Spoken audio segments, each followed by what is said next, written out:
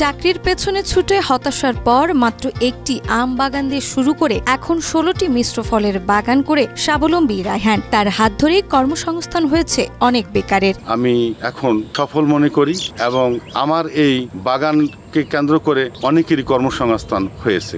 নওগাঁর বরেন্দ্র অঞ্চলের সাপাহার উপজেলার দোয়াশ গ্রামের রায়হান আলম এক সময় সাধারণ কৃষক পরিবারের সন্তান থেকে এখন দেশের অন্যতম সফল কৃষি উদ্যোক্তা। ২০০৩ সালে শখের বশে শুরু করেন আম বাগান, কিন্তু একসময় শখের জলাঞ্জলি দিয়ে চাকরির পেছনে ছুটতে শুরু করেন। কিন্তু চাকরি নামক সোনার হরিণের সন্ধান না পেয়ে পুনরায় শখের বাগানকেই পেশা হিসেবে বেছে নেন। শখের বশে রূপালী গাছ রোপণ করি ধানের জমিতে। ৯ সালে আমার পড়াশোনা শেষ করে আমি চাকরির পিছনে কিছুদিন দৌড়াদৌড়ি করি, কিন্তু এক পর্যায়ে চাকরি না হয় এবং মনের মধ্যে একটা বিরক্তি ভাব আসায় আমি পূর্ণাঙ্গভাবে আমি বাগানের সঙ্গে লেগে যাই। শুরুতেই সেই সময় তার পরিবার বা প্রতিবেশীদের কেউই আম বাগান গড়ার সিদ্ধান্তে সমর্থন করেননি। তবে রায়হান না থেমে আম্রপালি, ল্যাংড়া, মল্লিকা, সুবর্ণরেখা ও ফজলি জাতের ২,০০০ চারা কিনে নিজের ৮ বিঘা জমিতে রোপণ করেন। মাত্র ২ বছর পরে সেই বাগান থেকে ৩ লাখ টাকার আম বিক্রি করে সফলতার প্রথম স্বাদ পান রায়হান। অনেকে হাসাহাসি করে যে এটা আবার